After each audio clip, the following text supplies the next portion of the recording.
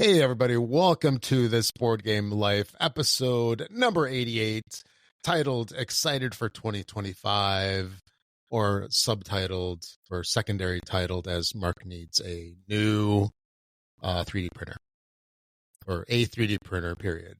I am one of your fine hosts for today. My name is Rob. This is the show about gaming, board gaming, tabletop gaming, card gaming, and who knows whatever else you want to talk about. And as always, on top of all that, I'm my good buddy Mark. Hey, everybody. How you doing? We're back for the fourth time. Yes. 2025. This is our fourth podcast of the year. It is. 2025 has gone off to a fantastic start. And it further solidifies after like 900 episodes, or how many ever that we've done so far, across all the different podcasts and all that good stuff. Every time it's still like the first time. We're still noobs. Yeah. But you know what? Technology sucks, man. I hate computers. Hey, at least Mr. Roboto is gone. That was a problem. Oh, why'd you have to say that? A long time ago, because this was akin to it, but this is like Mr. Echoado that we had. Anyway, new year, 2025 is upon us. 2024 is but a distant memory, and a lot of crazy stuff happened in 2024, of course. A lot of great gaming. Gen Con 2024 was pretty cool, as always. And actually, and you've got a big, so for those unaware, we did this Xbox podcast for many years. And in the Xbox land, there's achievements for, doing certain things within the ecosystem. And then there's rare achievements. I think what you accomplished in 24 is a rare achievement. Well, for me, with your gaming, yeah. Well, others not so much. Yeah. I've seen people with some pretty insane stats, but yeah, so you played a couple games, right? Yeah, back in 2023. It seems so long ago. Yeah, I did like 380 something. I'm sorry. Yeah, 300 and I think 85 games or something like that played. So it was more than one a day, which I thought was insane. So I was like, okay, for 2024, I'm going to try to get to 400. And I actually pretty much obliterated that. And I don't know if you can see that, but 534 games played. Wow. In the year of 2024, with 194 different games. So it was 534 plays, 194 different games. 148 of those were brand new. Played on 209 days of the 365 in the year. For a total of 532 hours of board gaming. So that's like playing every other day, almost. It was a lot, and it was a great year. I got so much cool stuff in. I'm really excited to talk about what we played the last couple of weeks. I got some really cool new stuff in that has basically jumped to my top 10 list of all time. And I'm really excited to talk about what we want to play or what we're looking forward to in 2025. So this is going to be, I think, a really fun episode. And as they all are fun, right? Exactly. Because we're here. Oh, exactly. Actually, this should count as like a gameplay. Yeah, exactly. There we go. Why not? We get one of these out every other week. So, bump those numbers by, 26? There you go. Approximately. Yeah. So how do we determine who wins, though? That's the question. It's not so straightforward. Like when I just whooped your butt at Castles of Burgundy the other day. A shared victory. But I do have to make a comment about that Castles of Burgundy. I was like really getting irritated at that game because I kept rolling double sixes. And when you roll double sixes in a row, I mean, then you got to start using up workers and getting workers, which is like forfeiting turns. And I'm like, are you kidding me? I don't want double sixes again because there's nothing on 6 anymore, or in the Right. 6 depot or whatever they call it. But yeah, the high rollers were with me, so it would have been good if I was, in some kind of dungeon crawler battling monsters or something. But yeah, no, that was a good game. That was a good game. Yeah, and it plays actually very well, I think, on BGA, Board Game Arena. It does. Yeah. Yeah. I would agree with that. And then it's not very pretty, but yeah, I mean, it's true to the game, the original. The original. And I was going to make a comment, a little sideline comment. We also started a game of Finca, which is a fantastic game. Man, Finca turn by turn is like brutal. It's like Sobek. It's got that same problem of you do one, I'll call it like one tiny little move, and then you wait. Yeah. So it'd be better if you could do multiple things. So, like at least in Castles of Burgundy, you can select your dice, take something, place something on your duchy. You're doing a bunch of things all at once. So it's like you're doing your whole turn versus what seems to be like a tiny part of your turn. So yeah, Finca is best played live or consecutively instead of play and wait. Yeah, one thing I liked about like Draft and Write Records was the way they did it. Like you did your turn, but they had you take your next turn as well. Like you're doing almost like 2 turns on your turn. Yep. Except when you had to wait for, I don't remember how it worked out, but somehow like you were doing it like twice. And it just kind of helped speed it up. It was kind of an interesting way they did it. So yeah, Finca is a fantastic game. I love that game. I am not enjoying it through BGA. Mm-hmm. And again, like you said, it's just it needs to be played. We can play it through BGA like at the same time, like a live game. Then be perfectly fine. Yeah. Yep. It's not a good turn by turn game. Because you're sitting there like, what was I gonna do?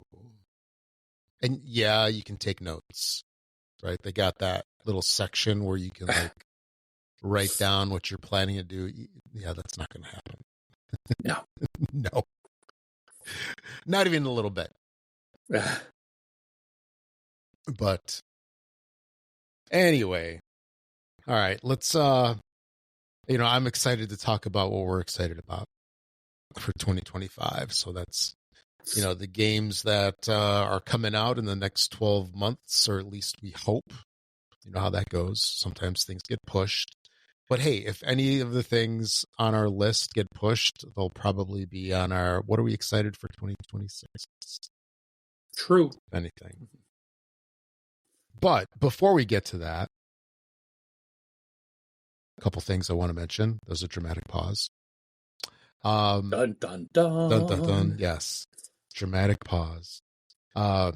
Check out our YouTube channel. We've got a whole bunch of cool content on there. Number one, you can find this podcast on there. And then also there's a whole bunch of unboxings, playthroughs, and reviews that are on there. So definitely give that a shot. Mark's been doing a fantastic job with a lot of those. And then hopefully in the next couple months, maybe I'll get my studio back together. And I'll get some content out there from me as well. Well, actually, I need to start doing a video review. I was going to say there is content from me, but it's like from 7 years ago. Hey, you got a comment on one of your videos from 8 years ago. Yeah. Someone made a comment on it the other day, Castaways. and I was like, okay. Mm-hmm. But I'm like, that's cool because we're getting, that means somebody that's new to the channel is looking at some of the content that you've done a long time ago. So, oh heck yeah, yeah, because that was on the Castaways game, also called Naufragos or something like that. yeah. And that game had a really funky setup to it. It had this massive deck of cards, and it really didn't make sense. So I think I had like a 40-minute video on just how to set it up. Oh, wow. And that was like the go-to video for a long time. If you wanted to just get an explanation of how to set it up without losing your mind and having to struggle through it yourself, that was the go-to one. And so yeah, it got a lot of traffic. But yeah, so I can say there is content from both of us, fresh content from you. And you see the youthful Rob from days past. Yeah. Well, that should be your resolution. Get that studio up and running, and we'll get some fresh content from you. That sounds good. And what would be awesome, I think, is if we could get to the point where we're playing some of these games, some of these newer games. We're able to play them around the same time, so we could get on and do a dual review and share our thoughts together. That would be really cool. So, oh heck yeah, absolutely. Yeah, we should. Yeah, we'll talk offline about that. We should coordinate that kind of stuff. Yeah, that'd better. Be fun. Yeah. We're new to this stuff. Only like 900 episodes later. yeah. Anyway, here let's get rolling. So we can finish this. Yeah, so we can finish this before it's 2026, and this list is outdated. But yeah, you're cutting into my game day, buddy. I got a lot of gaming lined up with different people today. Right. So, woohoo! Yeah, so I'm excited. We got to get rolling. So maybe that's a good way to segue into what we've been playing. What have you been playing? A couple, 2-3 things. I thought you would never ask. Yes. I'm starting out big, baby. This is a game that I have been waiting for, a game that I have demoed at Gen Con, and a game that I said, when I demoed it at Gen Con, I came out and told you and Franco, I am not getting this game. It's too hard. And then I remember that. Yeah, because you made a comment to me yesterday when we were talking, and you're like, okay, so why'd you end up getting it, or what changes your mind? But at Gen Con, I demoed SETI, the Search for Extraterrestrial Intelligence by Czech Games Edition. Did the 2-hour demo with them.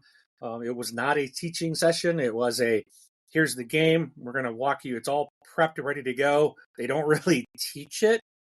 They kind of do the the first 2 rounds, I guess, and kind of explaining as they go. And they're like, here, and everybody's hand is like already preset. And the guy knows, he's got this staged essentially. Yeah, it's coordinated. Coordinated, that's a good one. Mm-hmm. And so you play it, and then they kind of leave you to continue playing with the other people at the table. And I'm sorry, I've got like this dry cough today. It's driving me nuts. You're just so I'm so excited to talk about the game. Yeah, exactly. Yeah. So I ended up, but the thing is like the theme, I really liked the theme. I really liked what the game was doing. And I was like, okay, I played it once, didn't really get a teach. It was a demo. And it seemed a little like there's so much going on in this game that it just seemed overwhelming. But I'm like, you know what? I'm playing some more heavier medium games, some light heavy games, and I'm starting to kind of, like Rob says, I need to grow up. I need to put my big boy pants on and start playing some real games and put the Uno and the Monopoly down. And so I decided, you know what? I'm going to get it anyways. I'm going to just buy it. I'm going to make myself learn it. So it arrived this week. I busted it out. I did an unboxing that day, recorded that, posted on our YouTube, and then I also sat down. I'm going to learn this because the next day was game day. Game day with my group, and I'm like, I'm going to learn this tonight. So I sat down, put it all out, set up like a 2-player game, and I was just going to control both players. That's how I like to learn a new game. And I was like, I wasn't planning on recording it, but I decided, why not? I'll just run the camera while I'm sitting here doing this. It turned out to be a 3-hour playthrough. If you want to watch that, you're welcome to check that out as well. And what I discovered is the game is it's not that hard to learn, actually. It is very overwhelming. It's got an amazing table presence. There's a bit of setup there, especially the first time. You're spending a little bit of time setting everything up the first time. Once you have it, I found when I did it with my group the following day, it didn't take as long to set up because I knew what I was doing, how everything went. But I think the most overwhelming part of this game is the iconography, but the rule book is probably the best rule book I have ever seen. Really? And it's just the way it's divided. They've got more just beautiful pictures. There's not it's like there's more visuals than there are words in the rule book. And I just, whoever did this rule book was like a genius. They just made everything very easy to find. You'll see in the 3 hours as I'm like doing things like, oh, what does this mean? It's very easy to find in the rule book.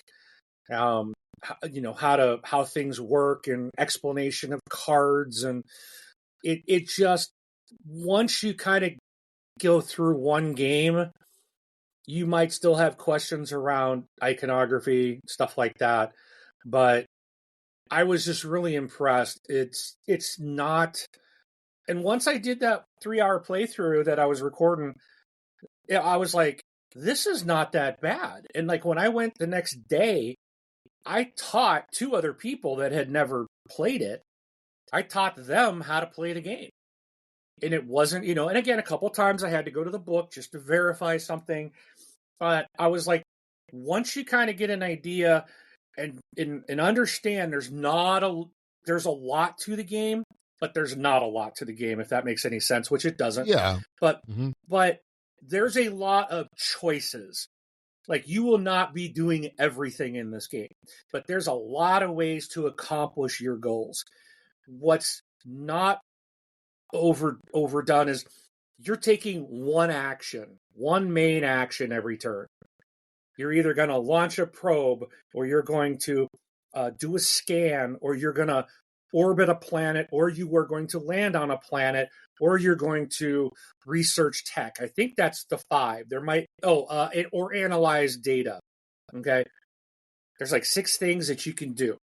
You're going to do one of those on your turn. That's it.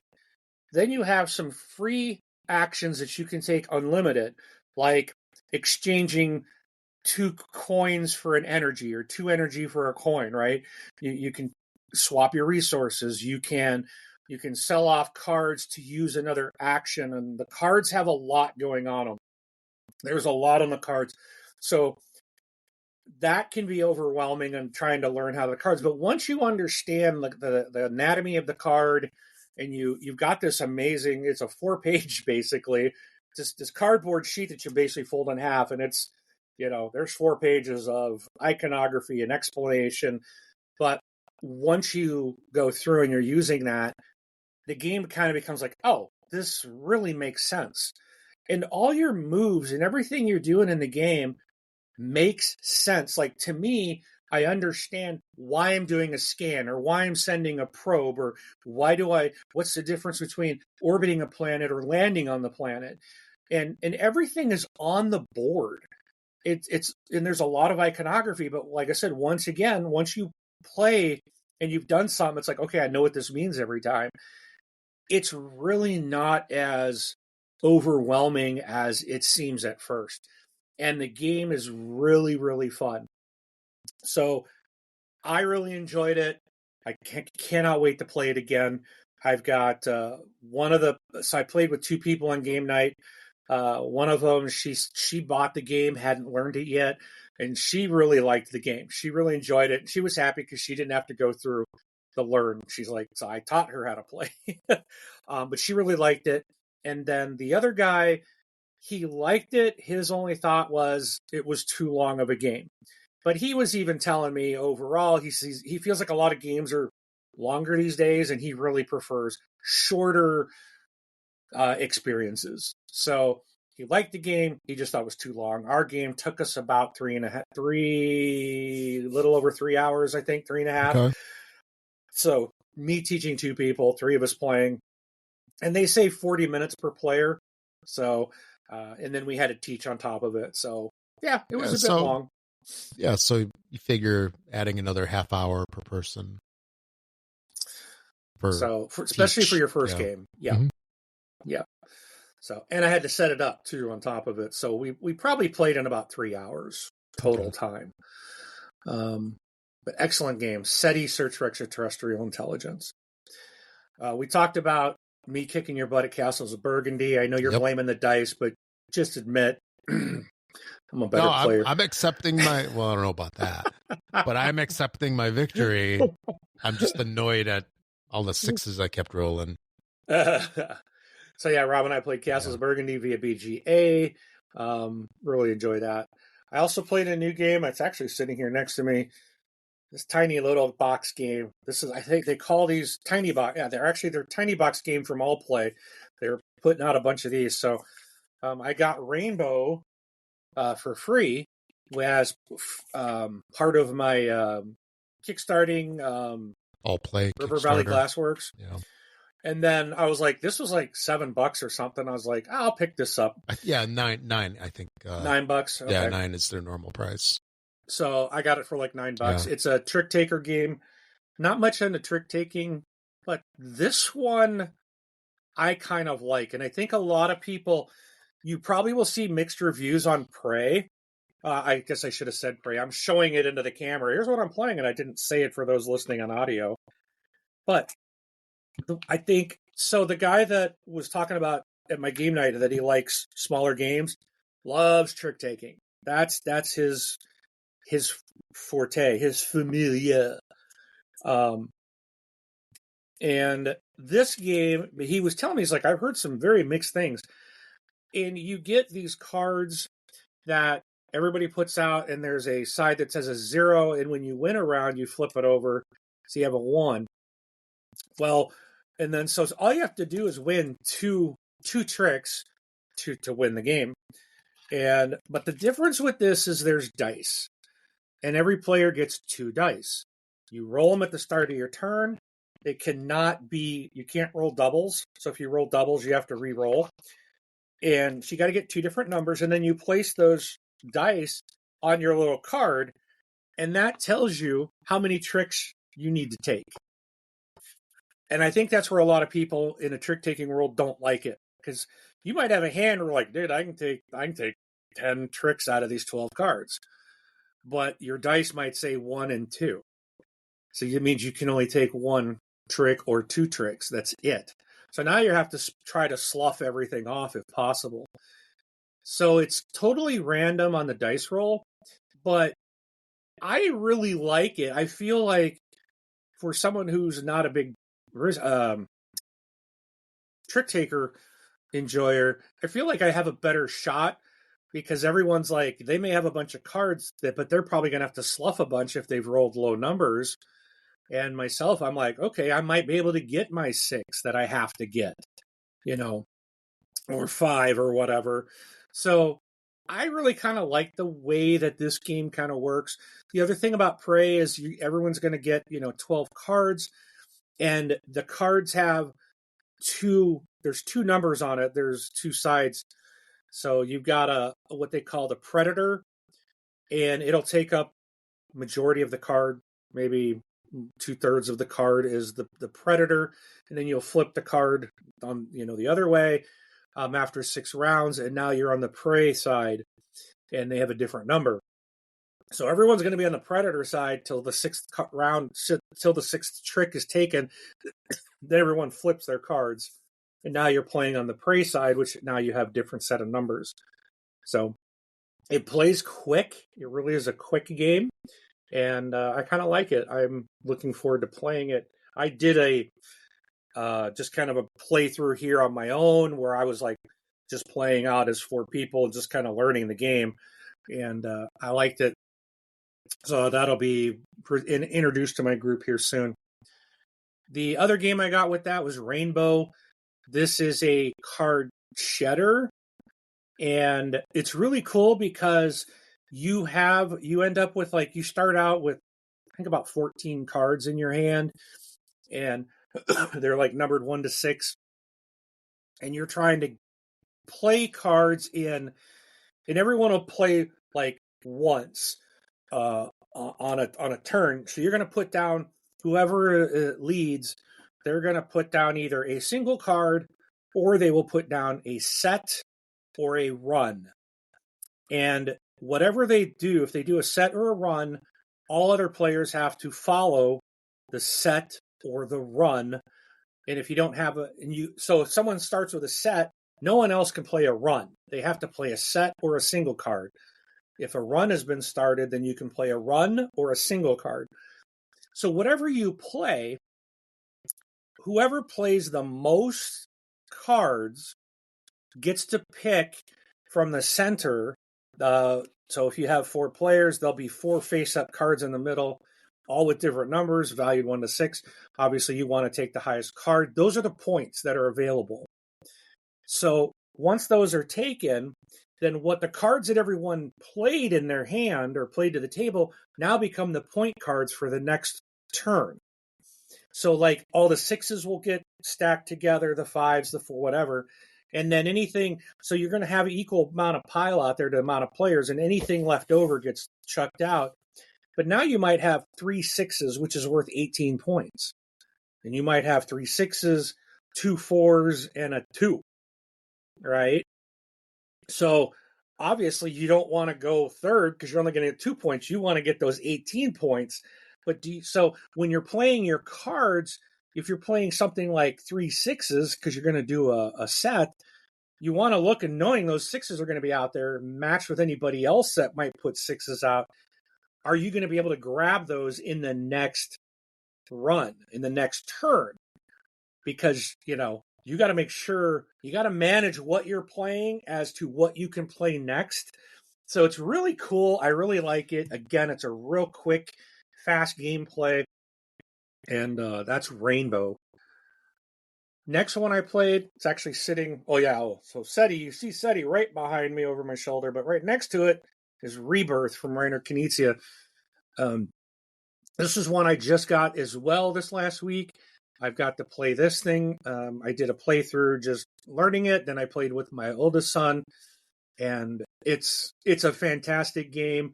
I really, really liked this game. I didn't know what to think about what I had thought about it when I ordered it. It looked interesting. And when it arrived, it's a beautiful game. Artwork, the color, everything is gorgeous. What's interesting is this game is really 2 games in one. The main game is you're playing Scotland on the one board, and there's a set of rules that your base rules, and then you can flip to the advanced version of the game. You flip the board over, there's a new map, it's Ireland. You still have the same base gameplay, but there's additional things added in. But on your main board, you get private goals. You're placing out food farms, energy farms, and then you're placing like little townships. They don't call them townships. I forgot what they're called, but you're putting out these little townships or communities and building your little towns. And then you also are putting out castles. So you're claiming castle spaces, and you're claiming cathedrals. When you put a cathedral out, you draw a card, which basically becomes a private goal that you're trying to achieve. You can get up to 8 of these private goals throughout the game, depending on how many cathedrals that you place. Players can lock others out from getting to cathedrals by surrounding the cathedral. So it's a hex game. You're putting hex tiles out. And there's it's real simple. You place 1 tile on your turn. You put 1 tile down, you score the points for it. if you change, so like when you put a food farm out, it's 1 point. The next turn, if you put a food farm tile next to that food farm tile, now it's worth 2 points. And so you're trying to change stuff, but you're also want to also reach out. You can place your tile anywhere on the board. You don't have to place it next to something else. And so now you're basically trying to strategize with what other people are doing. You don't want to get blocked out from getting a cathedral by trying to change something too long over here. You're trying to meet your goals, and it's fantastic. It is a great game. I think you can play it in an hour max, probably. That's Rebirth. Next, my son for Christmas gave me a game called Blank Slate.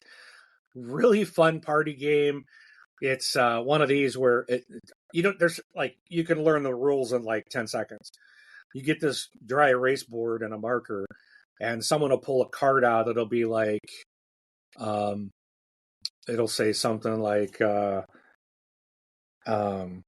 checks blank, and you might write checks. You might write mix on your board, checks mix.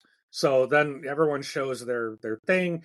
If you want to write something that will match with like one person, but you don't want to necessarily match with everybody. So you're trying to write something that you hope someone else will say. If you match with like one person, you get like 3 points. If you match with more than that, I think you only get 1 point. But they also get a point if you match with them. And that's all there is to it. They're going to read a card, blank something or something blank, and people just fill it in and seeing you score your points. Don't Llama, played that one as well. Cute little fun little card game. Also got my daughter got me Point City, which I was looking for because I love Point Salad. So I played Point City. At first, I wasn't really. I'm like, okay, I'm not sure I really like Point City. But by the time we were getting to the end of the game, it was like clicking. It's like, okay, this is it. It is Point Salad like, but different. It does play differently. You're building a little city, so once you kind of get the point and the way you're taking from the market and how things are constantly changing, it's a very interesting game. I really did like it. Just had to wrap my head around it after a few minutes of like, okay, it's not the same game. So if you're like, well, I got Point Salad, I don't need Point City. Don't write it out for that because they do play very differently, and Point City is a fun game. I also got to check out Terminus. I only did a kind of a dry run through it, trying to learn the game myself. I don't have an opinion on this one. I did not have a good time during my learn, but I need to spend some more time trying to learn this one and then get it out with the group, and we'll see how that turns out. But this one of the group of stuff I have here was probably my least enjoyable one. But again, I didn't get a real playthrough on it. It was more of a trying to learn it. So to be determined on that one. Also, got to play Ark Nova for the first time. Wow. And big game. Yeah, thankfully my buddy Nick, who you've seen on the channel here, him and I did a playthrough of another game I'm going to talk about in a minute. He taught this one to our group. Again, it's a long game. This one took some time to Did you have a big table? We did. Okay, good. We did. We probably, this is at the game store where we play, and it doesn't mean it's a big table. No, it doesn't. Yeah. I mean, they had bigger tables, but this was our standard 6-player table, and it took up all the space. It did take up the entire table. We didn't have a lot of room to spare. Yeah. So clear off all the food and everything. You're going to need every inch of the table. But Ark Nova was a lot more fun than I expected. I only bought it. I looked at it. I know it's like a highly rated game. But every time I looked at it, I was just like, oh, I don't know, man. I don't know if I'll like this. And it was like, I got it like on sale, I think after New Year's or something. It was like dirt cheap or something somewhere. And I'm like, okay, I'll get it. And we ended up playing it, and I really do like it. So I hope to get this one out to the table again sometime soon. Yeah, but it's a big boy. It takes it's time. the number 3 game on BGG right now. Yeah, and I do know that I saw, and I'm following a preview. I think it's on GameFound. They're gonna do a Ark Nova third edition, but it's like a 3D. It's weird. It's like 3D edition or something like that. It's Okay. weird how to explain Mhm. it, but it hasn't launched yet. You can follow it, and then it'll be announced. You'll know when it launches, and then I'll see. But it looks like they're going to have, I think, some 3D. It's going to be maximized deluxe edition of Ark Nova, I believe, is basically what it's going to be with all the expansions. So we'll see. Mhm. So I'll let you know when I find out more on that. But Ark Nova is a really good game. I really did enjoy that one. And if I recall, I I came I think I ended up in second place behind the guy that was teaching it. But I was like really, really close to winning. I did really well on my first play. Now, with that said, that's because Nick was hand-holding me and kept telling me, make sure you do this, make sure you got this, because you can get running, you put these experts out, and when someone else does something in their park, you can gain stuff. And he kept reminding me that I had that, so that's the only reason I was doing as well, was because Nick's a great teacher. All right. Next, Nick and I on this channel, we streamed a playthrough of Lord of the Rings Duel for Middle Earth. If you've played Seven Wonders Duel, this is essentially, I guess, that game, but Lord of the Ringified and changed a little bit. The game is really, really fun. I've heard from people who have played both that they would not play Seven Wonders Duel anymore, that Lord of the Rings Duel for Middle Earth is a better game. I can't comment on that as I've not played Seven Wonders Duel, but Lord of the Rings Duel for Middle Earth is fantastic. It's a lot of fun. Yeah. There's multiple ways that you can win that game. So you've got the race for the ring. It's a little slider where what is it called? The is it the Nazgul is chasing Frodo, and then if Frodo gets to Mount Doom before the Nazgul gets to him, then that's one way to win. If the Nazgul gets you first, then Sauron wins. You can also win by there's a map out that you're putting armies into the land of Middle Earth. You can win by basically taking over and having presence in every area, which is how I ended up winning. And then there is a third way. It must be something to do with the cards. I just can't remember what. Oh, if you get the green science cards are basically like race cards. So if you get someone from each, like an elf, a dwarf, a wizard, and those types of things. I think there's 7. So if you collect 7 different of the green cards, you can win as well, because then you've gained allies from all those races. So there's 3 different ways to win the game, and it's interesting how it works out. It seems like you're trying to focus on one, all of a sudden someone else is running away with the other one. You can't ignore any one of those 3. So it's really good. Next, I played Stamps. Stamp Swap. I do really enjoy this game. It's a great 4-player game that you're collecting stamps, and it doesn't sound that exciting. And this was another one I think I got at a really good deal. That's why I kind of picked it up. And turns out I really do enjoy this game, and it's don't be lost by the theme of collecting stamps. It's actually a really fun game that you can. There's different ways to score. You're getting these different size stamps. Some stamps are canceled stamps, and you could score points for those depending on where they're placed. You place them on your board, so you're basically drafting stamps, and then you have to split the 6 stamps that you have, or is it? I think it's 6. And then you could reserve one, but then you're splitting your collection in half, and then everyone's going around the table picking a set of stamps from someone else's collection and taking those. And so then you end up with what someone didn't take of yours, what you set out. You take your half back with the one you selected, and then you put those stamps in your book. Some of them you don't know what they are because they're face down. Some you know what they are because they might be faced up. Some will have point values at the end. Some will have negative point values.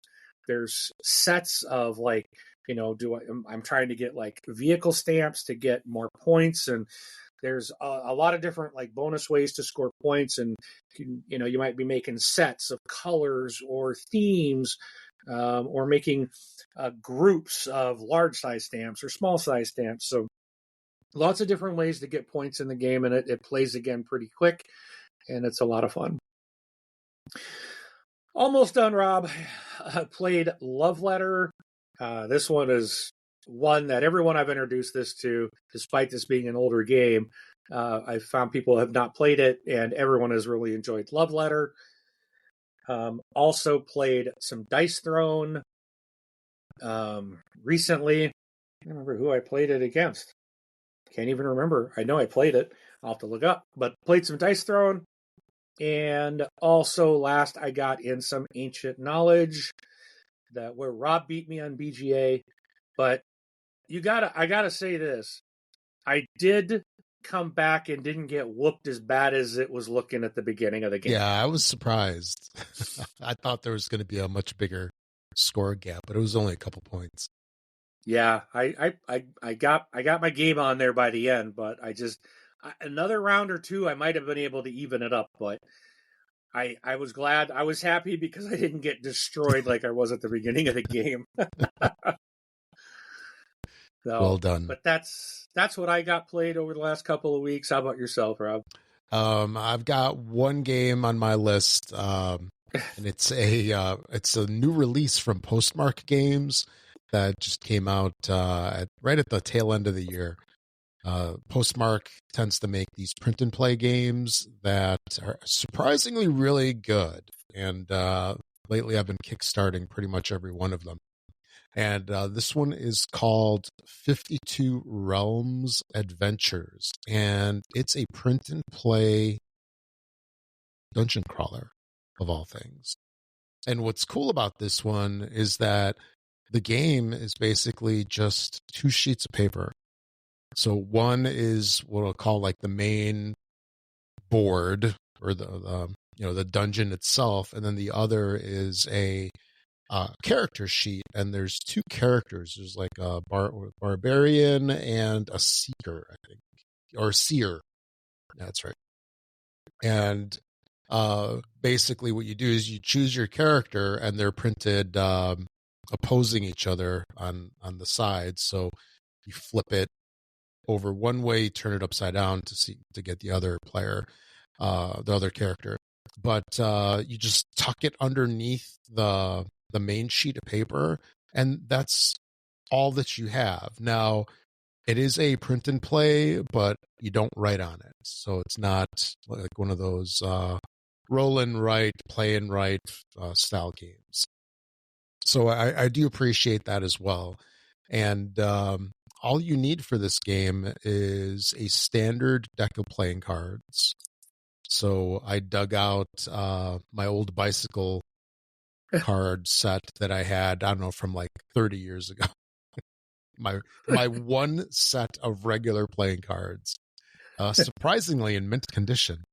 But yeah, all you need is a set of playing cards and then a bunch of different markers of sorts. They suggest you can use like dice or like coins. No, you can't.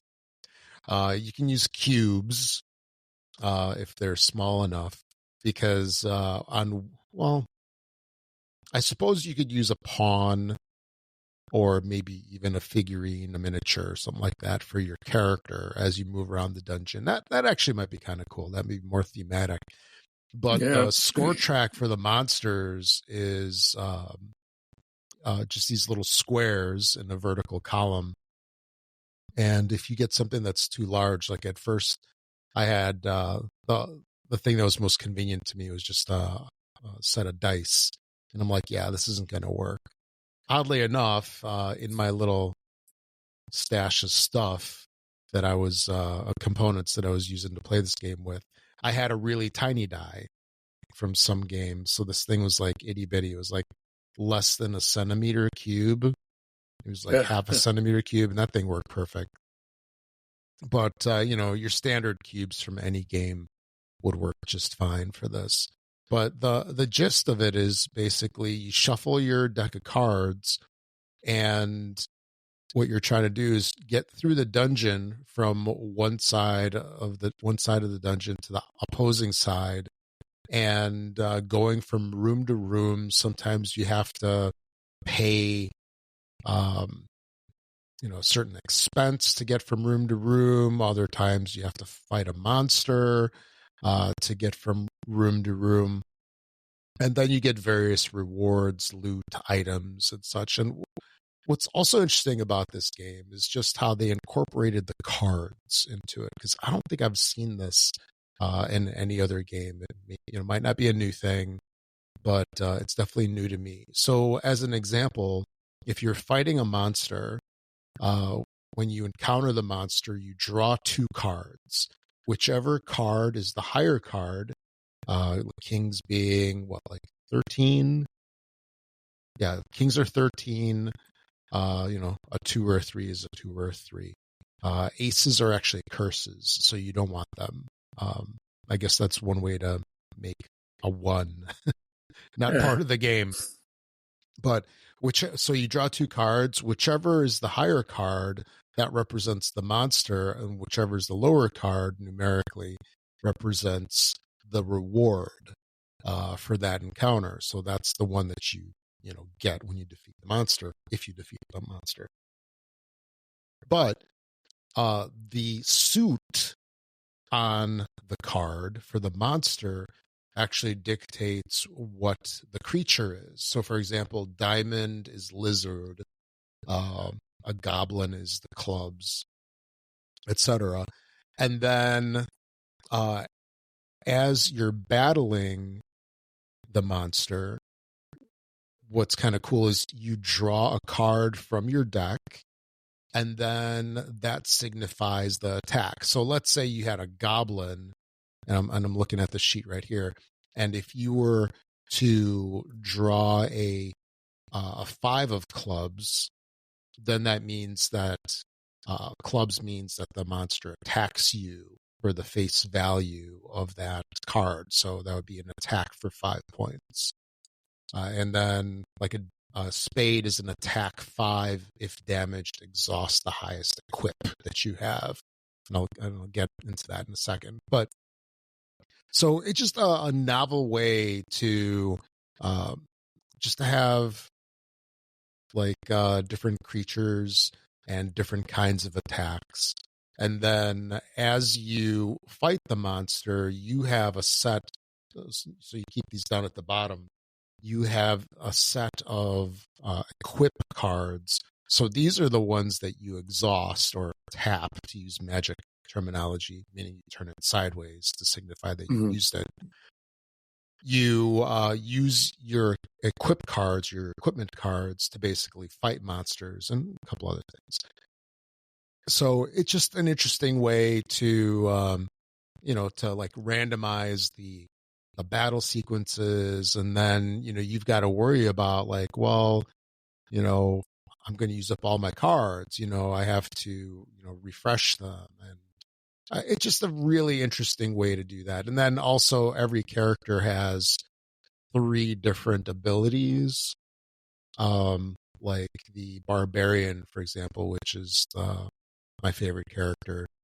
You get 3 different abilities. So like whenever you block an attack exactly by defending, deal 5 damage to the enemy and refresh, untap one equipment card.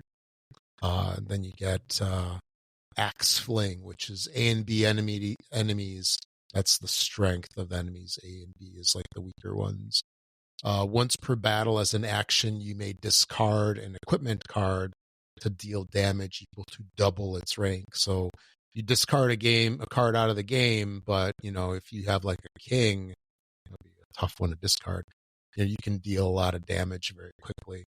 And then my favorite ability is if you kill an enemy within 2 battle rounds, take its card as loot. So when you defeat an enemy, you get the reward card that is the second card that you drew, and then you get to place it either as an equipment card, meaning those are the ones you use to fight monsters, for example. You can use it as loot, which think of that as kind of like points towards end of the game, or you can use it as an item, which are like single-use, like single-use powers, like if you put a club card into your item stash, then that becomes a strength potion, which untaps all of your equip cards. So those things like the strength potion, cloak of deception, health potion, and lucky crystal, like those are the different ones, the 4 different ones, one for each suit for the barbarian. So those are like power-ups or abilities that are one-offs versus the deadly riposte, the axe fling, and the frenzy that I mentioned earlier. But anyway, it's surprisingly fun. I'm very pleased with it. $6 well spent for this Kickstarter. Definitely. And I was actually kind of thinking, I'm like, I definitely need to maybe break out the laminator, which I haven't touched in a long time, because maybe this one is worth laminating. And I've got a laser printer, so the edges sort of curl on them on some printouts, just a tiny bit as it goes through the rollers. But surprisingly fun game. Not surprisingly fun game. It is a fun game. I mean, I don't think I mentioned it. It's designed by Matthew Dunstan. I don't know how familiar you are with his stuff, Mark, but he's done a ton of stuff. Actually, it was a team. It wasn't just by him. It was Matthew Dunstan and Rory Muldoon. So definitely a thumbs up for this one. And Matthew Dunstan, he did that Merchant Explorers. Yeah, Guild of Merchant Explorers. He did the Next Station games. I know you know those, like London, Tokyo. Oh yeah. Yeah, he did those. He's done so many games in the last couple of years. Let's see here. Yeah, Sixth Realm, which is a new one. He's doing the Dungeons and Dragons Builders of Baldur's Gate, which is coming out later on this year. Yeah, the Next Station games, Waypoints, Pioneer Rails. And that's just in the last 2 years, all those games. And I left out a lot. My Shelfie, Village Rails. Yeah, Guild of Merchant Explorers. That one's already over 2 years old. But anyway, that is 52 Realms Adventures. Very fun game, and it's available on the Postmark game site. If you didn't back it, I mean, talk about instant play, right? You just buy it from their site and then print it, and boom, you're off to the races. You're off to play. And so, very fun game. Highly recommend it. If you're looking for I was going to say, if you're looking for a quick dungeon crawl game, it's not necessarily quick. It's not super long either, but definitely fun game. And one good thing about it, doesn't take up shelf space. Yes. Yes. You can always find a place to put a piece of paper, right? Oh, for sure. With the other print and plays, or actually print it on demand. Whenever you need it, you can print a fresh copy, and then there you go. It does not consume any space. Well, maybe it does consume space in the landfill if you keep burning paper. Yeah. Anyway, that's cool. Anyway, let's get rolling. Oh, that's right, because you got a deadline here. How are we on time? You got 40 minutes? I'm good. Okay. Yep, we got time. Okay. So let's move on to the news really quick. Only two things that I really found that we could kind of just briefly talk about, and we'll keep this pretty brief. But the Mandalorian Adventures game that came out, was it this year or not this year? This last Gen Con, I think it was 2024 Gen Con, not the one before. But they're coming out with an expansion. So the expansion is going to be out in the summer to coincide with the release of the next season of the Disney Plus series, Mandalorian. Oh, wait. Yeah, I think it's just The Mandalorian, right? Yeah. Correct. The TV show. Yeah. But yeah, so this is a $40 MSRP, includes 110 cards, 137 tokens, mission book, some standees, and double-sided mercenary mission sheets.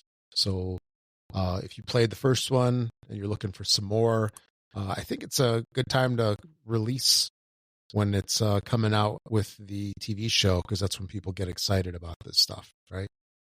They're watching a TV show, they're loving it. Yeah, let me play a Mando game. So look for this one in the summer. So it's Mandalorian Adventures Clan of Two. And then the other thing, I guess not such a good thing overall, but in the middle of December, Wormwood, which is a manufacturer of some freaking amazing board game tables. Have you ever seen them? Oh yeah, I've seen them at Gen Con. They're gorgeous. Oh, like incredible. But some sad news for them is that they had some layoffs. So they laid off about half the company.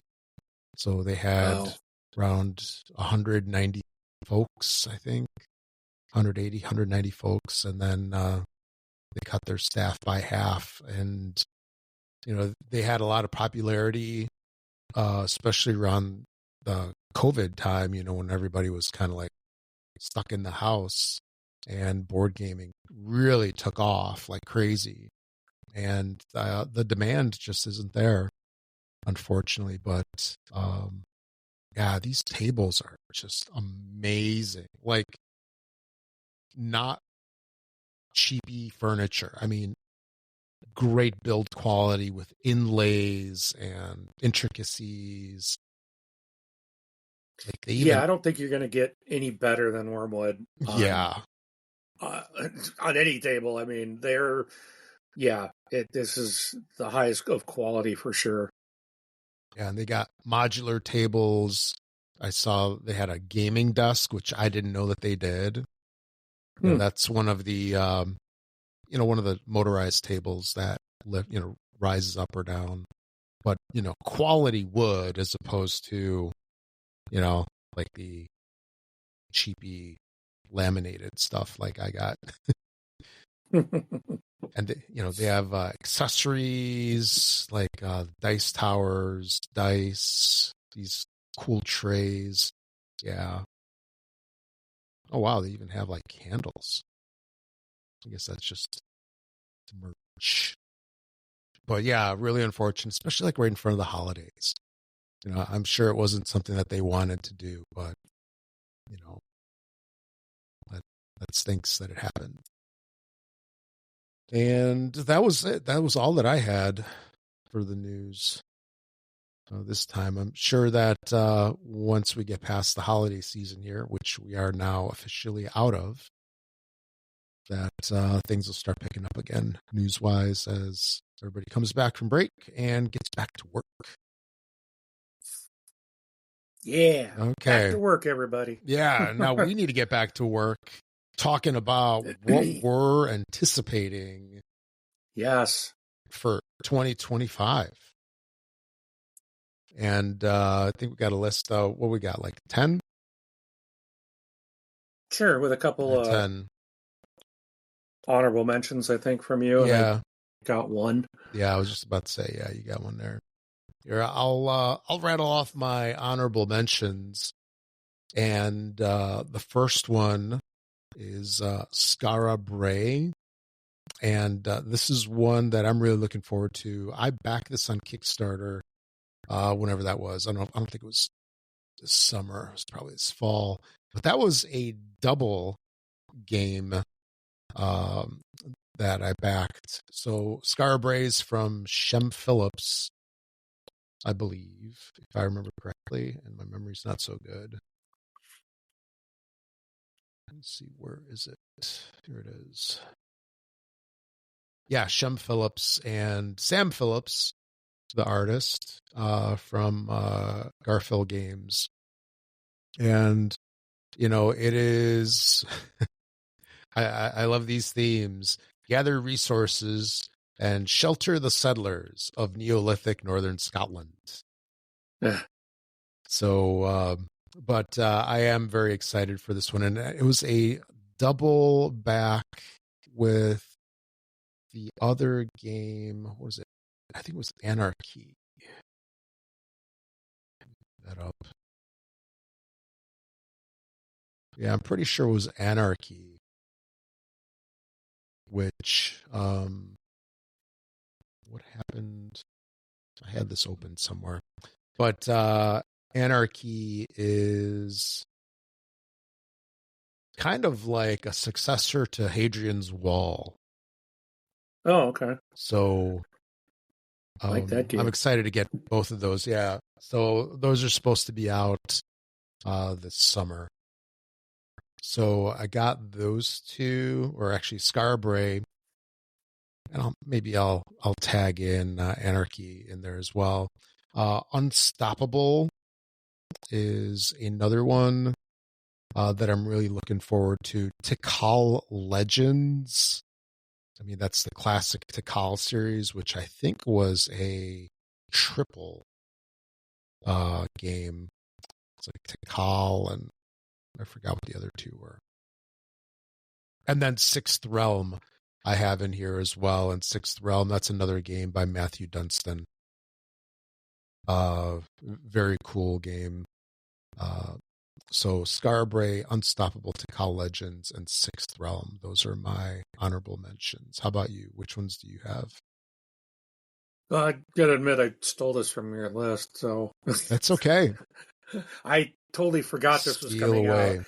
This, you know, in fact, actually, I'm going to make a little bit of a change because I am going to put Galactic Cruise as my honorable mention. It's something that I'm not sure if I will like, but it is something that I'm interested to see what it's going to be like. I forgot about that one. I got that one back as well. Did you back that one? Yes. Okay.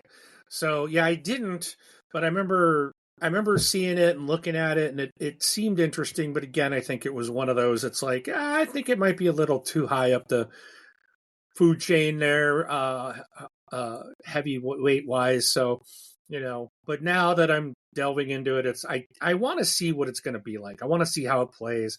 I am curious about that one. So, nothing that I'm necessarily like dying to play or anything, but it's something I'm very curious about. I do want to see it and see if it's something that I would enjoy. So that's why I'm going to give that one on my honorable mention. Okay. And that's it for me for honorable mentions. Okay. All right, you want to start off? Go with your number 10? Sure. So for me, excuse me, my number 10, and I know you were like what? Why is this on here? It's a Vital Lacerda game. I know. And I was surprised, pleasantly surprised. This is one called Speakeasy. And the reason this is because I've played Kanban EV a couple of times. and I have found it to be very. To me, it's complicated. Yeah. It makes sense, but it doesn't for me at the same time. And again, I was talking to you yesterday about how some games, the theme of it can really, I think, plays a big part in how I'm able to attach myself or understand the game. So, for example, with SETI, Search for Extraterrestrial Intelligence, the things that you're doing make sense to me. And I don't have any experience in the automotive world, and I know you're designing cars, building cars, testing cars, things like that, getting materials, but kind of like the way that game flows doesn't work in my mind. It's like I'm not seeing A leads to B leads to C. Like it doesn't, I feel like I'm going from A to L to B to Z. It's like, so this one is still, it's weighted at almost a 4. So it is a heavy game, but it's taking place during the Prohibition ages in Manhattan. And it sounds like it would be kind of fun. It's a worker placement card management. You are managing like a speakeasy during the Prohibition era. So you're going to hire goons to, like, I don't know, attack other gangs and in the area, and you're fighting over the liquor business, and it sounds like it would be a fun game. I'm really wanting to see. So again, this is I've got to see it played. It's nothing I'm going to buy until I get a chance to maybe see it played, or if someone else in my group gets it and brings it, and I get a chance to see what it's like. I'm very interested in this one. It's one I want to try to play, and hopefully I'll get an opportunity to play Speakeasy this year.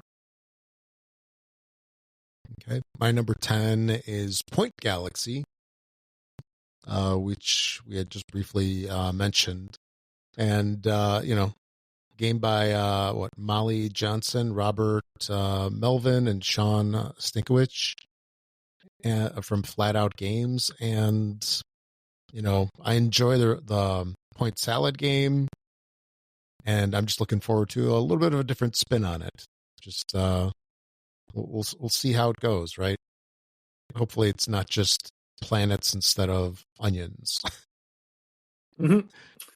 Jupiter. Well, Yeah. based on how the difference between Point City and Point Salad are, I think it'll probably be a winner.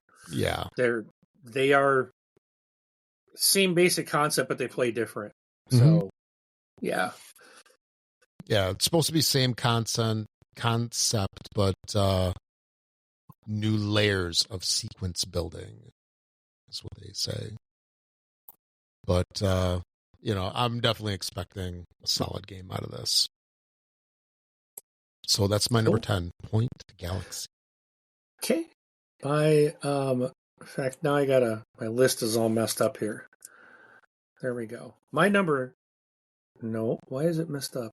Oh, it's still messed up. No, all my numbering is messed up now. I can do my number 9 while you're looking.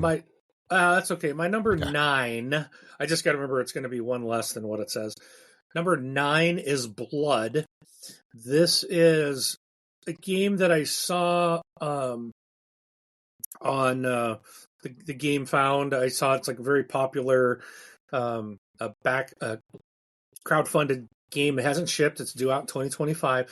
But this one looks really interesting because it's a boss battler game for 1 to 4 players, and you're going to be you're controlling a group of monster hunters, and you're going after Vlad is a vampire, I guess a very famous vampire, and you're going to fight basically his champions to get to the point of where you're actually fighting Vlad Dracula himself.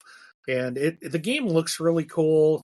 Some of the shots I've seen, And I just kind of like I don't have a boss battler, and this one looks kind of cool. So this is something, again, I don't expect I'm going to get a chance to see this one unless I were to buy it.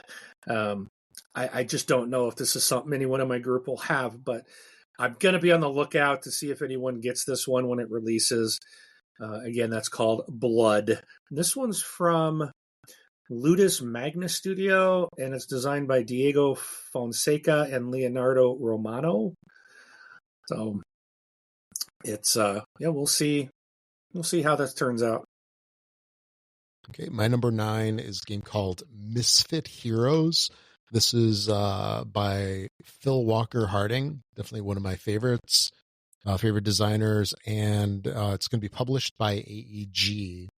Not a whole lot is out there about this game, but that's a good combo for me, Phil and AEG. So that sounds like a winning combo.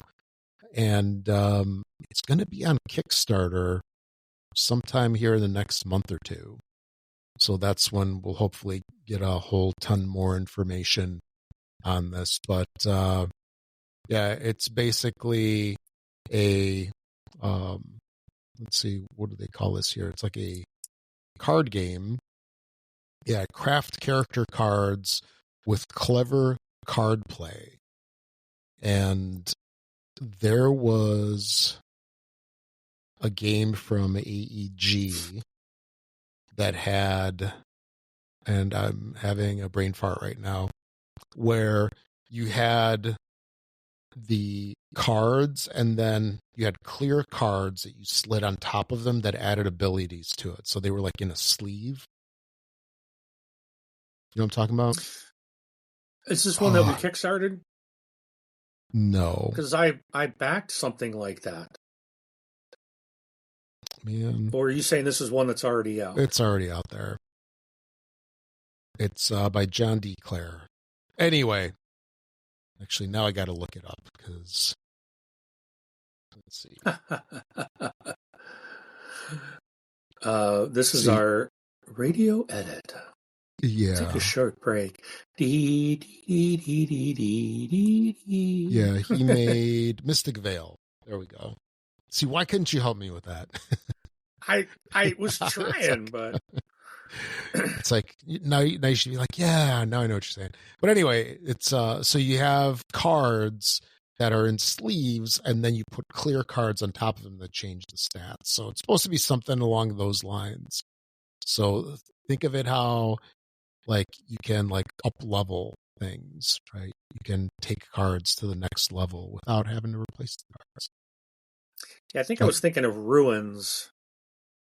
That's coming out this year from All Play. That's the one I was thinking of. Oh yeah. I remember that one. Where you put the clear cards over it. So, So anyway, that is Misfit Heroes. Looking forward to that one. Okay.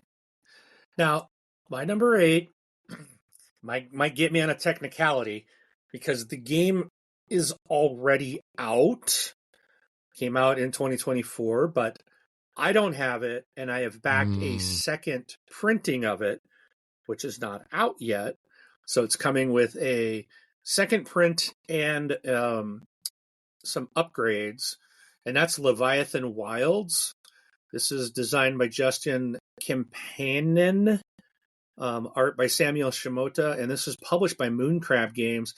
This looked really cool when I saw it, and so this, like, you're taking on, like, it's a book like that lays out in front of you, and there's these huge creatures, and your little characters like are kind of climbing up on these creatures, and I think the story is like there's these crystals that are kind of causing these leviathans to kind of go wild. So the players have to go up there and climb these large monsters and remove these crystals, and you can end up like falling, and so you want to try to maneuver so that if something happens and you fall, that you can land below you and not all the way back down to the ground type of thing. And it's a unique from anything that I have seen before, and I'm looking forward to this one. So that is Leviathan Wilds as my number 8. Okay. My number 8 is a game called Quayside by Richard Breeze.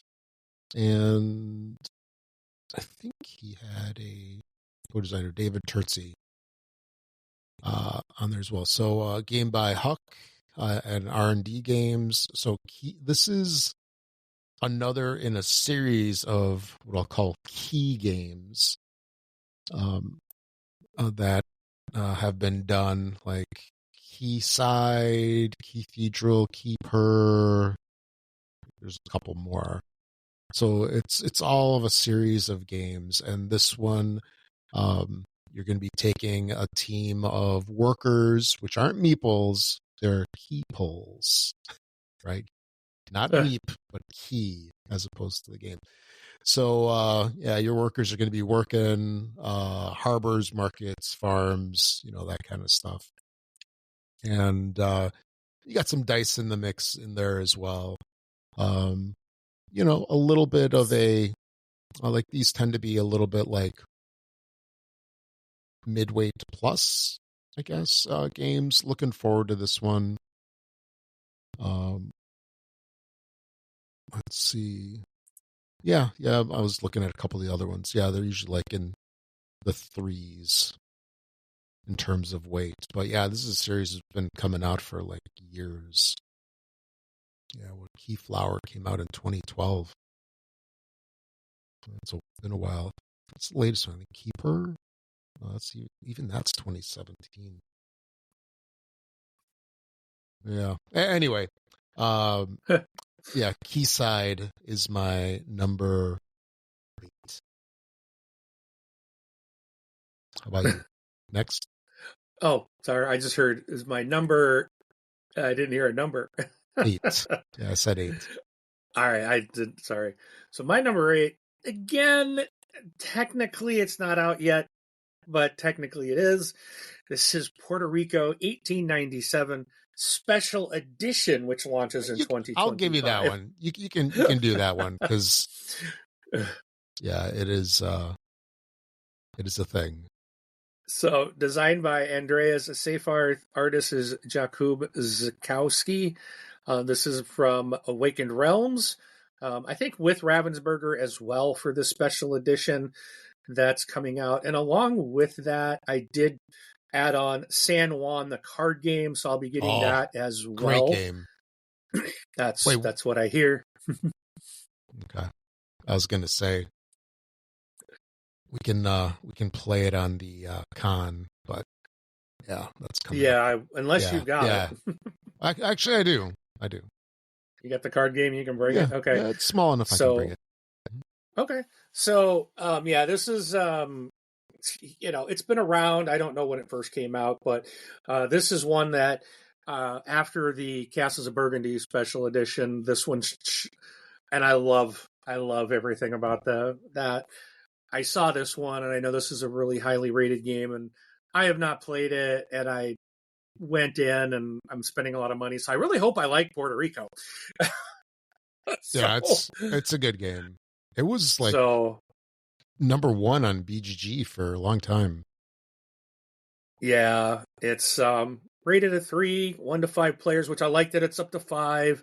That really, I like games that give me at least a 5, especially when a game group always seems like we have 5 people, and too many 1 to 4 player games just doesn't work. But yeah, Puerto Rico 1897, the special edition is what I'm looking. That's sitting at my number 7. Okay, my number 7 is Revenant. This is by Mind Clash Games. I kickstarted it a couple months ago. I think it's supposed to be out, hopefully, by the summertime-ish. But it is a 1 to 4 player game set in the Voidfall universe, and it's standalone, does not need anything else. And this is a game that's got some like crazy table presence. Like when you see it on the table, you're like, ooh, what's that? At least for me, it's got all these like different spaceships. Definitely looks really cool on the table.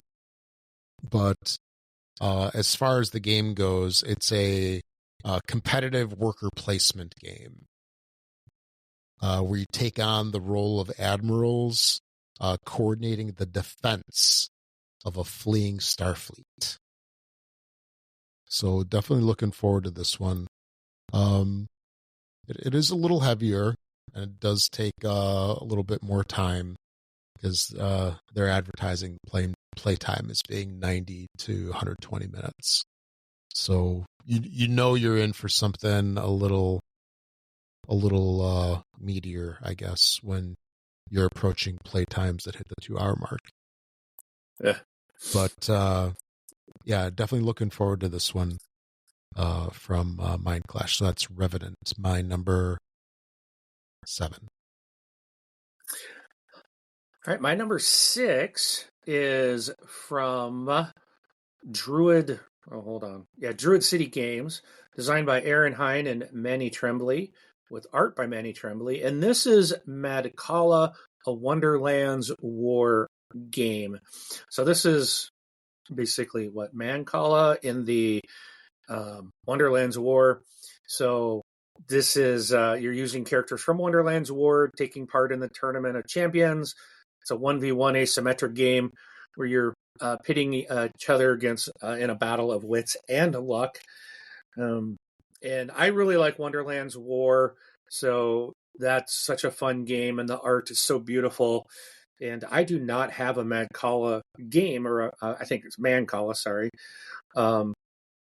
traditional Mancala game. And I'm like, well, here's one that I like the theme, I like the world, and might as well be a nice little addition to my Wonderland's War world. So that's Madkala coming out sometime soon, because I know the pre-orders, I did back it, and they are now have pre-orders now available. So this one should be coming out here fairly soon. Oh, actually, it's estimated not till October. So never mind. End of year. Unless they've definitely updated that because the pre-orders are now going. But Madkala is number 6. Okay. For me, I've got Tend. So this is a game from Ivy Studio that also did Moonrakers, Moonrollers, Fractured Sky. Those are like the main ones that I know of over the last couple of years. And this is a flip and write game that, I don't know, there's just something about it. Like the art on it just calls to me. Mm-hmm. It just looks so interesting. And wasn't it done by... No, that was Max the last Anderson, Zach Dixon, Austin Harrison, and Toby Sarnell.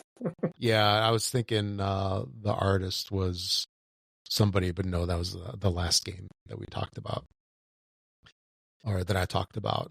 But it just looks like a really interesting game with the whole flip and write mechanic that it definitely sparked my curiosity. With this one is everybody's going to be building up their own farm and collecting goods to send back for study. And then you have a set of action cards. And then, if I remember right, I want to say there's like a scratch-off element to this as well. There is, yeah. Yeah. There's like mini games too, I think. Yeah. So it just looks interesting. And it's one that I'm definitely looking forward to checking out, just because I love it when a game has something like new and interesting to it instead of just same old thing, you know. So that was my number 6, 10. All right, my number 5 is one you mentioned earlier, Point Galaxy. Um, I forgot about this, and I saw it on your list. I was like, oh yeah, I was gonna add it as an honorable mention. I was like, no, this is one I'm definitely getting. This definitely needs to be on my list. That's why Galactic Cruise got bumped. So, Point Galaxy, especially after playing Point City and liking both of those games and knowing that they play differently, it's not just the same thing with a new theme. I'm looking forward to Point Galaxy and seeing how that's going to play out, being a space theme. And yeah, I'm really looking forward to that. So Point Galaxy is my number 5. Okay. My number 4. What number are we on? No, 5. Should be your number 5, my number right? 5, yeah. I should have my things numbered better instead of opposite. Anyway, this one is called Storm Raiders. I know BGG has this technically listed as a 2024 release, but I don't believe it's out yet. And this one over here is another Shem Phillips game that just seems really interesting. This one over here, you're looking to be the player with the most prestige, and you gain that prestige by salvaging wreck sites, fulfilling contracts, acquiring crew, upgrading vehicles. It's I don't know, has like a whole like Mad Max kind of vibe to it. And is another one that has some pretty cool art and table presence. So that is my number 5, Storm Raiders. All right, I got a crossover here with you again. My number 4 is Tend. This I've tried to I was ignoring this one at first because I was like, it's another flipping right, and I've got a bunch of rolling rights and flipping rights, and it's like I got to stop buying these things. And this one, I was watching them do a playthrough on the Dice Tower, and I'm just like, this looks so. I think I backed this on the very last day it was available because I think they did their thing, and they're like, this is the last day to get it. And I was watching them play, and I'm like, this looks so good.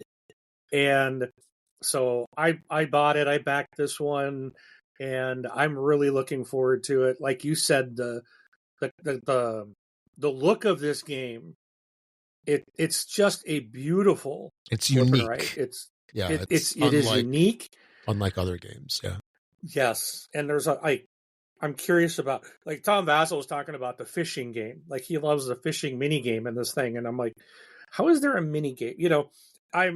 I'm so excited to see this and get this to the table and play this one. This is one I feel like is a flip and right that will come out time and time again.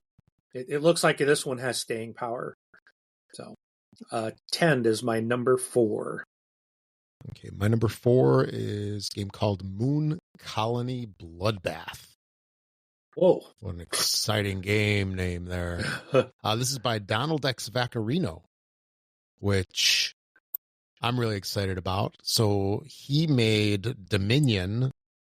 He's like pretty much the father of deck building games, or the inventor of deck building games. And, often imitated ever since. But he also did that one game that we played. That one? Somewhere. Kingdom Builder. I'm like, I know I had it on the front here somewhere. It's just so many games. It's hard to remember. But anyway, so he's coming out with his first release, and he's had like a whole lot of releases lately. But this is a engine building, engine losing tableau game. So we'll see exactly how that goes. So you have a shared deck where the shared deck that the players build that makes things happen. Many of them bad things that kill people in your moon colony. But some are positive. But some are positive. And then some that let you build up. Basically, you know, you're playing this game until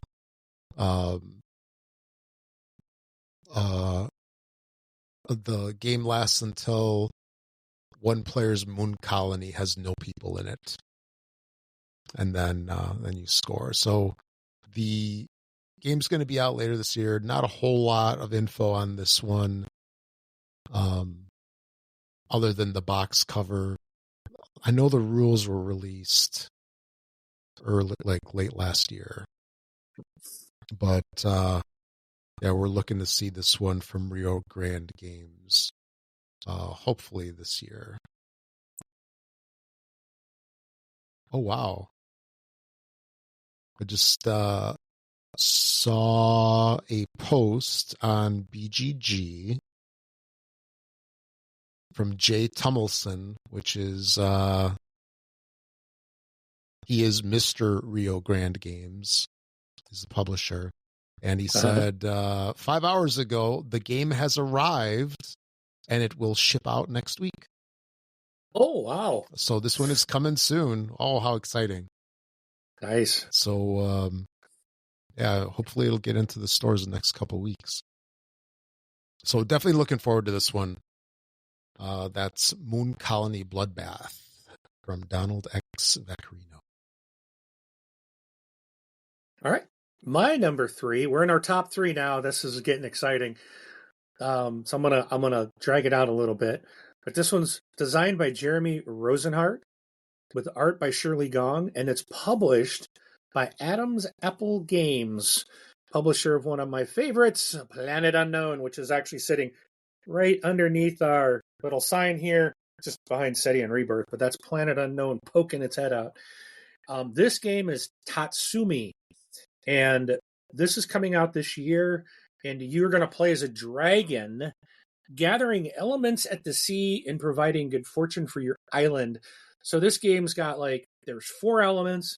Each element is represented by these unique colored rings. And there's going to be 4 dragons, each one represented by one of the elements. And the game is over when the elements at sea are exhausted and your island creators are relying on you to provide protection and good fortune for the coming year. So the game is influenced by your dragon's elemental alignment, and you need to gather new raw elements from the sea. And it's really neat. If you look at the board, it's like this 3D board that will hold, and it's going to be interesting how they do this. But they're working on this board that's going to hold these rings, and it's like you're gathering these rings and placing your dragons out on this board to gather these things. And you get to, during your turn, you get to do 2 different actions, one of which is flying, and the other is between gathering resources, scoring resources, or shedding a scale. So this thing looks really cool, and like I said, I'm really impressed with Adam's Apple so far of what I've seen, and this just looks like something new and unique that will be fun to play. And it's also like a 30 to 45 minute game. It's only a 1 to 4 player, but it's a weight of 2, so it's it's a lighter mid to light game. So really looking forward to Tatsumi. Okay. So number 3. All right, my number 3 is Citizens of the Spark. This is a game coming out from Philip Dubarry. He's a fantastic designer. Love a whole bunch of his games.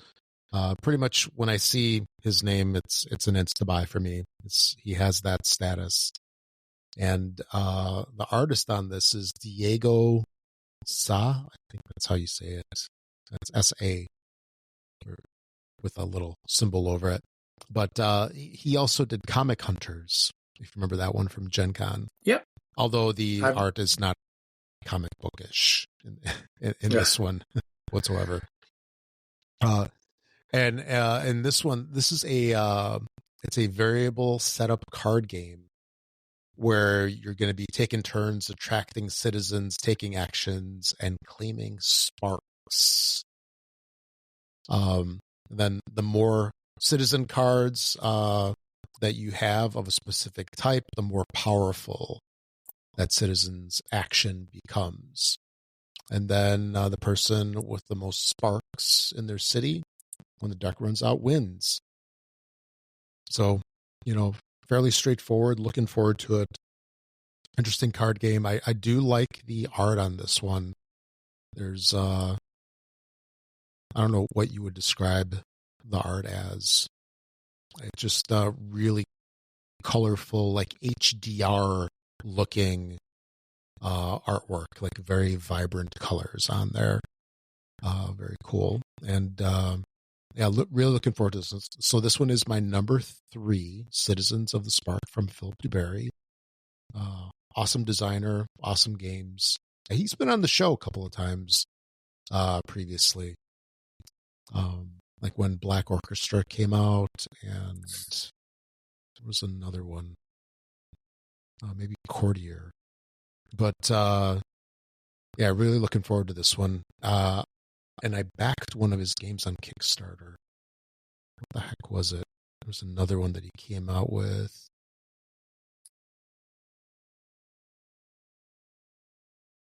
Oh, Citizens of the Spark. Got that one backed. And there was one more. I don't remember what it is.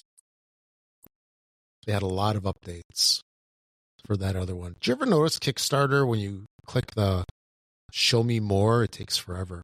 Order of the Day Normandy. That was the other one. Oh, okay. That I backed. So that is it's a military, like World War II game. But definitely looking forward to Citizens of the Spark, as well as Order of the Day Normandy. That's my number 3. All right, my number 2. This one plays 2 to 6 players, ages 8 and up, takes 20 to 40 minutes. It's a weighted of 2. You know what it is? You don't, do you? All right, so let me give you more hints. Designed by Gavin Brown, Nate Chetelier, and Manny Tremblay, with art by Manny Tremblay. And published by the great, almighty Roxley Games. Yes. One of my faves. So, got any thoughts there, Rob? What I could be hinting at? The greatest game of all time. For me. One of my faves. Dice Throne X-Men. Solitaire. Yeah. Dice Throne X-Men. So this is more, I guess it's Marvel Dice Throne X-Men. You get to play one of, 8 Marvel iconic X-Men are coming into the Dice Throne world, including Wolverine, Storm, Cyclops, Rogue, Gambit, Psylocke, Iceman, and Jean Grey. Plus, there was a 9th character that I did back, or add-on, which is Deadpool. So 9 new characters that you can put into the Dice Throne world. And also, this was also coming with, I think it's called Dice Throne Missions, which the original game, you had the Dice Throne Adventures, which took this competitive game, made it a cooperative game, I guess that's kind of a boss battler. I guess I do have a boss battler. I forgot about that. So you're competing like in a dungeon crawl, but you're still playing Dice Throne, but you're playing against a boss, and you're working together as a team to go through and defeat the boss. So what they've done here is now you still have your Dice Throne X-Men characters to play as normal, and then if you want to add on what they call missions, it's different. They've changed it up, which I'm glad. This looks a lot easier to run, so they're doing like this one run through instead of building the tiled dungeons. It's like there's a board and there's minions, and you're working your way through this one mission to take on a boss. And I think it's going to be much more streamlined than the Dice Throne Adventures was. So this is getting ready in the US. I just checked it. They are planning to, the stuff has arrived, and they're figuring January 20th. So in about 2 weeks, 2.5 weeks-ish or so, they should start fulfillment and shipping out. So I hoping that all my X-Men stuff, which I've been waiting for a very long time, I went crazy all in. I've got everything deluxeified, acrylified, everything Mm-hmm. miniaturized. I got it all, and I cannot wait for this box to show up. It's going to be huge. So I'm open by February, early February. I hope to have this in my little mitts, and I'll be playing and unboxing and doing playthroughs, and woo, I can't wait. My number 2, Marvel's Dice Throne X-Men. Okay, my number 2 is a game by Stefan Feld called Valencia. This is yet another one of those Queen City games that I am just a sucker for. And this is the latest. So the fact that this one closed out, I don't know, a couple weeks ago, that means they should have another Kickstarter here to take my money for the next set. But anyway, so Valencia is a re-implementation of a former Stefan Feld game called Strasbourg. It's a classic game that's about like 13, 14 years old now. And then this one has new art by Mikhailo Dimitrusky, which he goes by the name of The Miko. And it includes a couple of one-ups from Strasbourg, which is a classic, awesome Euro game, old school Euro game. And they added a couple of improvements to it, including a variable game board setup, a new 2-player variant, 10 new task cards, an updated round structure. So, it's not just a one-for-one replacement. It's like, think of it like Strasbourg 2.0. And then they also have 5 new edifices, fountains in Valencia, along with the deluxe version of the city collection. There's wooden tokens and all this other really good stuff. However, there's one thing that I'm really not a fan of, and I think I've mentioned this before, is these games come with what they call an eco-friendly storage solution. So it's basically a set of boxes, so cardboard boxes, where you put a bunch of dividers into. And I don't know, I would almost rather have some kind of like game trays or something like that. Right. Instead of just these little rectangles that you put, you punch out little dividers from a sheet and then you just like assemble them in there. So not a huge fan, but that doesn't detract from the game whatsoever. So Valencia is my number 2. All right. Takes us to my number 1.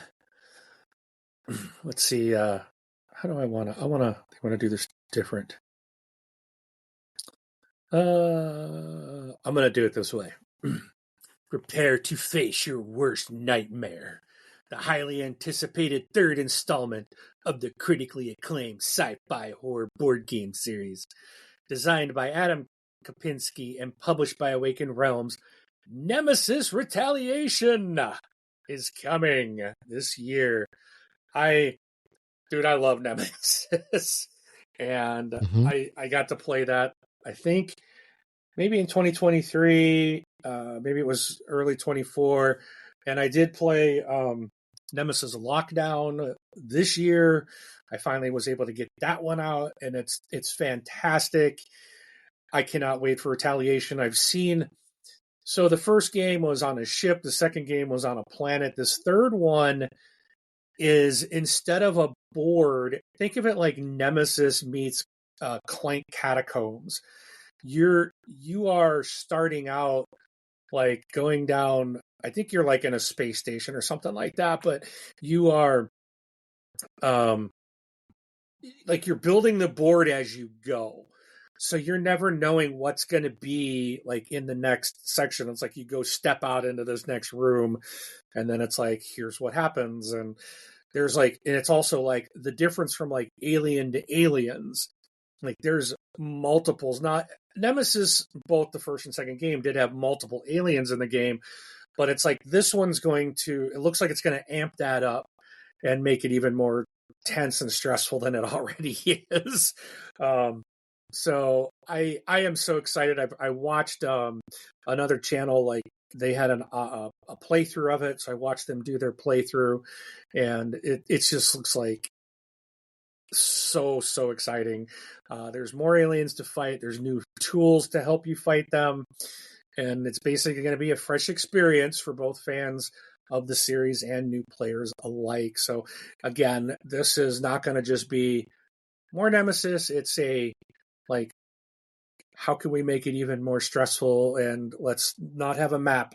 Let's just see what's going to happen with these tiles. And that's why I love Clank Catacombs, because it's different every time you play. The board is different, and this is going to be just like that. So I know this game is getting really close. I think it's going to ship this summer. I know their first wave went out. If you had backed, because like you could get in this thing, you could get all the stuff you missed the first time. Like I don't have the original Nemesis game. Someone else introduced me to it, and so I have Lockdown, but I have ordered the original game along with the third one, and but I said send it to me all at the same time. So the first wave already went out for the first two games, but their second wave with that's when I'll get all my stuff is still to come. They don't have dates yet, but I think it was estimated for this summertime. So I'm really looking forward to Nemesis Retaliation. That is my number one. Okay. And my number one is the other half of Valencia in terms of the Kickstarter, and that's Chichen Itza. So that one is a new one. It's not a re-implementation of an old game. It's a new game by Stefan Feld and Queen Games, of course, that is set in, a Mayan temple. And the deluxe version has, so there's standees in the game. How do you one-up standees to make them deluxeified? Miniatures. No, you make them acrylic. Oh, and I was like, that's one thing that kind of like, I was like, what? And I'm like, okay, all right, sure. Well, we'll see if that works. But acrylic standees, I'm sure, are a lot easier to store than miniatures in the box. Yes. But it's a Stefan Feld game, has dice in it and a dice tower. So there's only a couple of games that I can think of that come with that come with a dice tower as part of the game. And this is one of them. What was the other one? Amerigo, I think, was another one that he had. Queen did a bunch of others, like what, Wallenstein, that had it and stuff. But anyway, yeah, it's got a cardboard dice tower with this little tray, and the game just looks cool. It's what I would say, like what I would expect from Stefan Feld, and like some of the flavor text as the sun sets. I'm trying to one up you. As the sun sets on the great Mayan temple in the heart of Chichen Itza, beneath the great pyramids and temples, ancient seals that once bound mythical creatures have been broken. Once the siege begins, only the bravest can decide Chichen Itza's fate. Dun, dun, dun. But definitely some Mayan flair to this one. Really excited because, hey, it's Stefan Feld. So, yeah, my number 1 and 2 are both Stefan Feld's. Just looking forward to these. So I was looking, there's what? With Chichen Itza and Valencia, that'll be 10 games in the collection.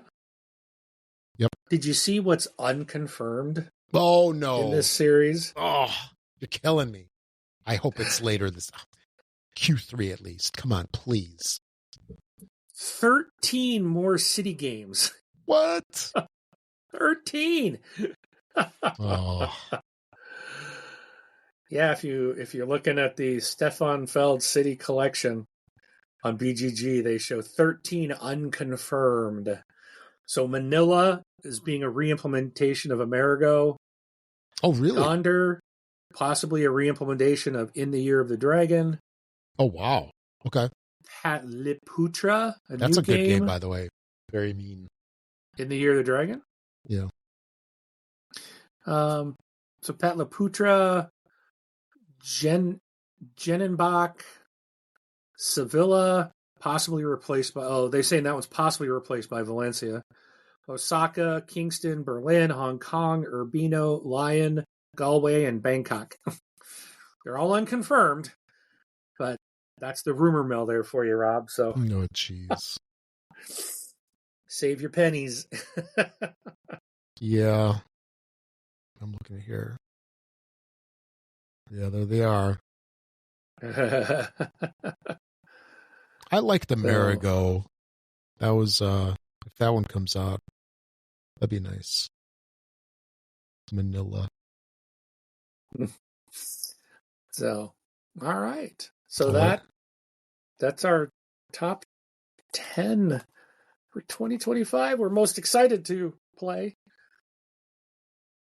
Will they disappoint? Here, I just bought my Stefan Feld City Collection fan micro badge. There you go. Why not? Why not? All right. Well, that's almost a 2-hour show, I think. Holy smokes, really? Wow. Yep. Yeah, I got to leave in like 12 minutes. Okay. All right. We'll call it here.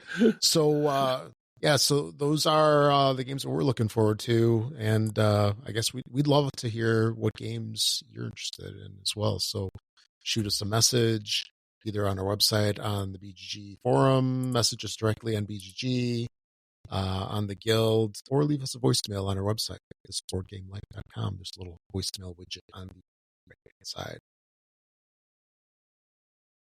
All right. That's it for episode 88.